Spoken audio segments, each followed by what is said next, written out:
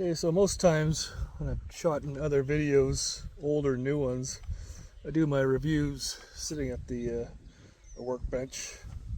That way I can edit out my stumblings of words and if I forget something, but I'm going to do this one just raw.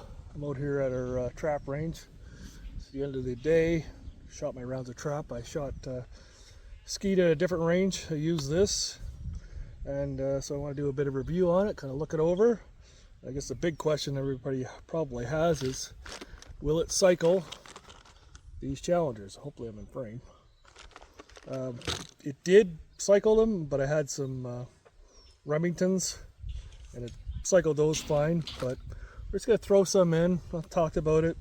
Like I said, this video is going to be is what it is. And so first off, what is this? This is the new to me Tristar Raptor 20 gauge. It's got a 3-inch chamber, made in Turkey by Carl, spelled with a K. 25-inch barrel. It's an inertia gun, aluminum receiver. It's got really nice, I really like the checkering they did. That's one thing I really like about it. It's nice designed. One thing I did find is I wish, and that's unfortunate about the checkering, if I want to fix it, it doesn't have a palm swell. I've got a fair size hand. Actually, funny story, the guy at the convenience store, I walked up and had 2 cans of Monster in my hand. He's like, "You got big ass hands." Problem with that is when I grab this, I've got to make sure my fingers back where I need to be. So a palm swell will be nice, but then I'd have to kind of cover up this nice checkering and just put some moleskin. But anyways, let's throw a couple rounds in. I'm just on a patterning board, and I'll shoot it and we talk about a little bit more what I like, what I don't like, what I found so far. Let's take a few shots. And there's problem 1, stovepipes. And then you gotta hold it back and it jams up the next round. Like real-time video. Yeah, she got in there, jammed in there real good.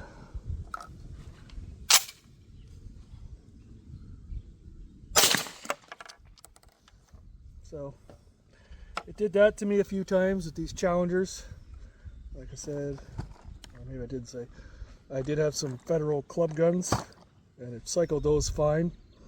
One thing before I forget is, this is the only one I've had that once you close it, if you don't, it doesn't lock open unless you pull the trigger.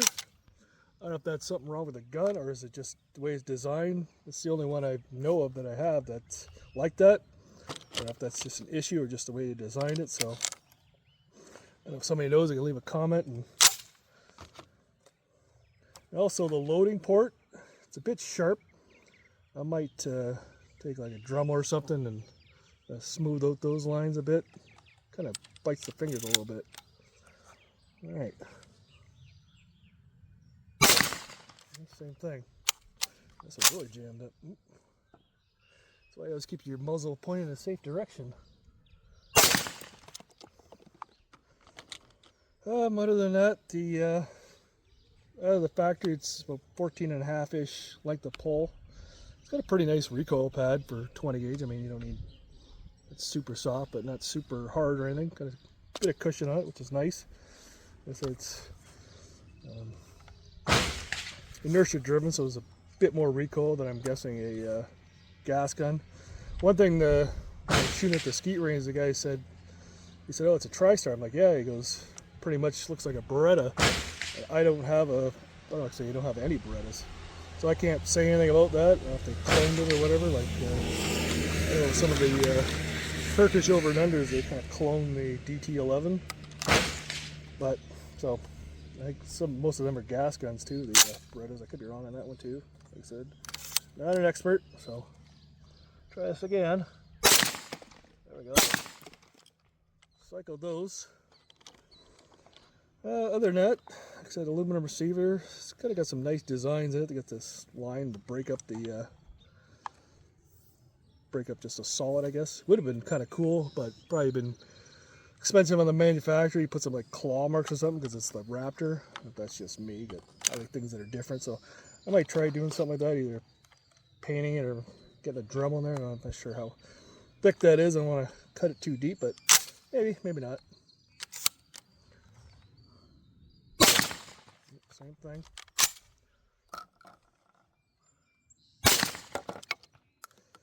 It does come with interchangeable chokes. It's the old Bretta Mobile style.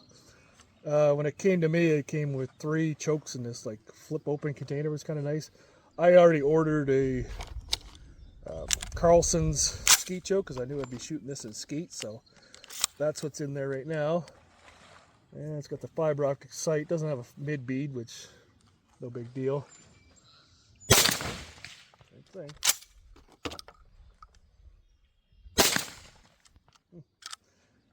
Eject. What else can I say about it? I like it. Now, one kind of funny thing about this one in particular, this one traveled in probably more distance, kilometers in Canada than some people. I bought it off, I don't know what the hell's it called, Gunpost, and it came from the Yukon, and I live in southern Ontario, so it's comes with a lot of kilometers, but still in nice shape. I really like the finish.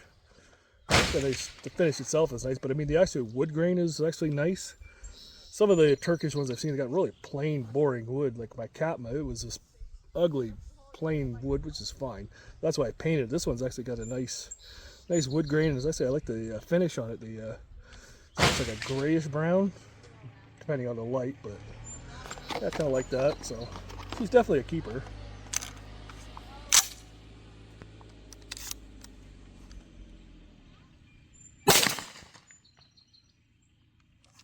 Oh, that's a new one.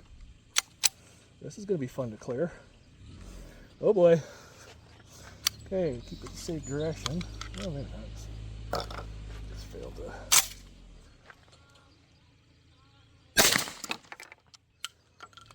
I don't know what else I could tell you about. Oh, shims. It didn't come with shims. He might have had them. I don't know if it comes factory with shims. I'm not sure. I was actually going to make my own, but then I was looking at my that Weatherby I have. Figured out, I wonder if I could make the shims out of that, kind of work and modify them. And actually, I didn't have to do any modification. The back of this receiver, the back of that Weatherby are the exact same. So the shims fit right in. All I did is I've got a Mossberg 940 Pro that I shoot it really well. So I did is just took the shims and measured off the rib and got the drop it comb, drop it heel, exactly the same as that. The length of pull is just a slight bit short for me, but that's no big deal. So yeah, I just stole them out of there. I gotta fit them. It's got a bit of a gap here. I just gotta kind of push them up and sand like I do that with the Weatherby. Kind of sand them so they fit a little nicer, and it leaves this kind of ugly gap in the behind the trigger guard, which is polymer.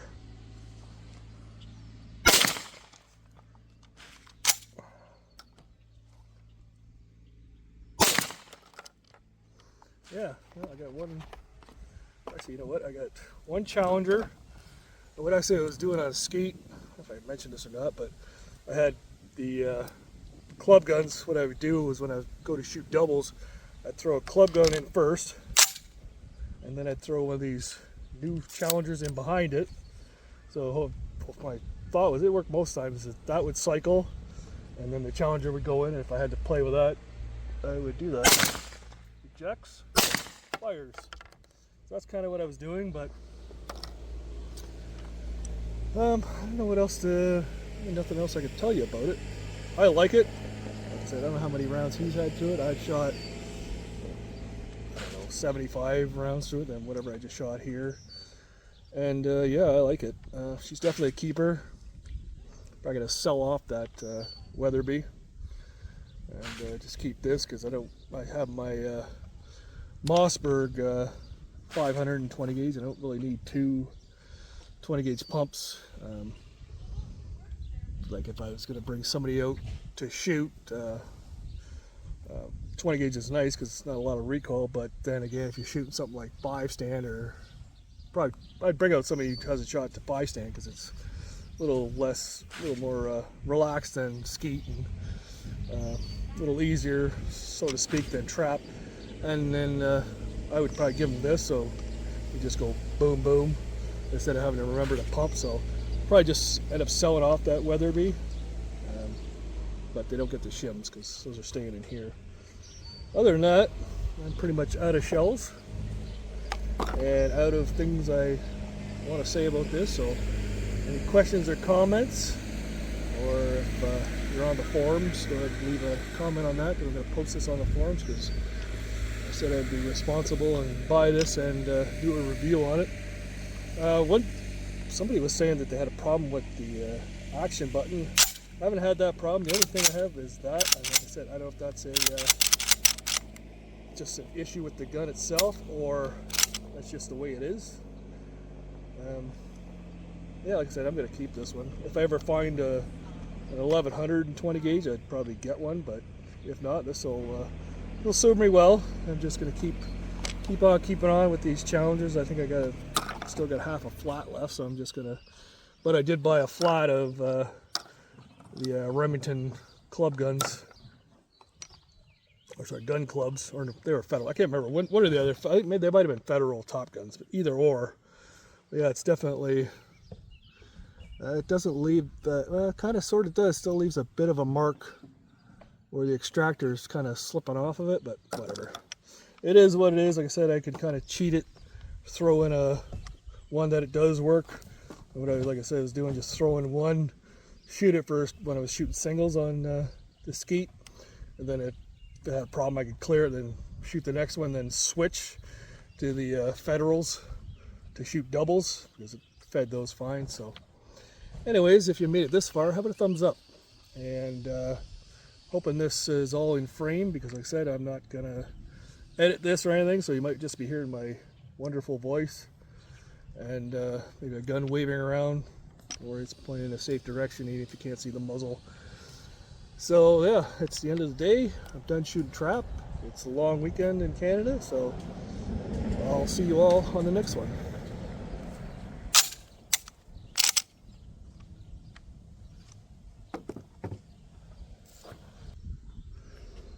Here's an old one compared to the new one, and you can see, hopefully you can see that this angle is actually a bit different.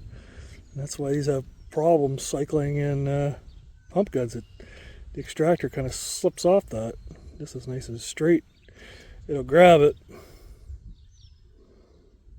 Yeah.